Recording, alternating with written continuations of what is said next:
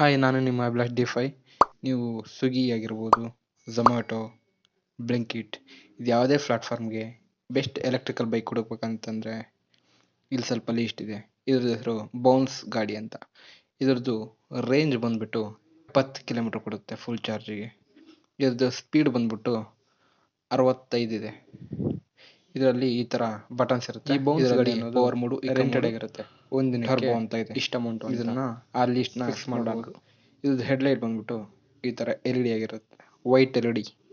ಇದಕ್ಕೆ ಯಾವುದೇ ತರದ ಮನೆಯಲ್ಲಿ ಚಾರ್ಜ್ ಮಾಡೋ ಆಪ್ಷನ್ ಇಲ್ಲ, ಯಾಕಂದ್ರೆ ಈ ಬ್ಯಾಟ್ರಿನ ರಿಮೂವ್ ಮಾಡೋದು, ಬೇರೆ ಬ್ಯಾಟ್ರಿ ಇನ್ಸೈಡ್ ಮಾಡೋದು, ಹಾಕೊಂಬರೋದು ಅಷ್ಟೇ.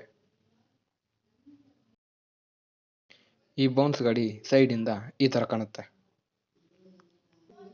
ಇದರದ್ದು ಪರ್ ಡೇ 245 ರೂಪಾಯಿ. ಇದಕ್ಕೆ ಲೈಸೆನ್ಸ್ ಬೇಕಾಗುತ್ತೆ ಮತ್ತೆ ಹೆಲ್ಮೆಟ್ ಹಾಕೊಳ್ಳೇಬೇಕು ಇದಕ್ಕೆ, ಎಲೆಕ್ಟ್ರಿಕಲ್ ಬೈಕ್ಗೆ, ಯಾಕಂದ್ರೆ ಸ್ಪೀಡ್ 65 ಇದೆಯಲ್ವಾ.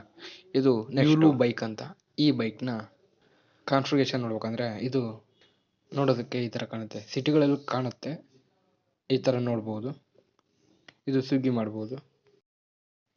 ಇದರ ಲೈಟಿಂಗು ಈ ತರ ಇದೆ. ಇದು LED ಲೈಟಿಂಗು. ಈ ಯುಲು ಬೈಕ್ನ ಸ್ಪೀಡ್ ಬಂದ್ಬಿಟ್ಟು 25 ಕಿಲೋಮೀಟರ್ ಸ್ಪೀಡ್ ಆಗಿರುತ್ತೆ. 25% ಆಗಿರುತ್ತೆ ಅಷ್ಟೇ. 25 ಕಿಲೋಮೀಟರ್ ಮೇಲೆ ಅದು ಸ್ಪೀಡ್ ಅಷ್ಟು ಹೋಗಲ್ಲ. ಈ ಗಾಡಿಯ ವೇಟಿಂಗ್ ಕೆಪಾಸಿಟಿ ಬಂದ್ಬಿಟ್ಟು 10 kg ಆಗಿರುತ್ತೆ, ನೋಡ್ಬೋದು.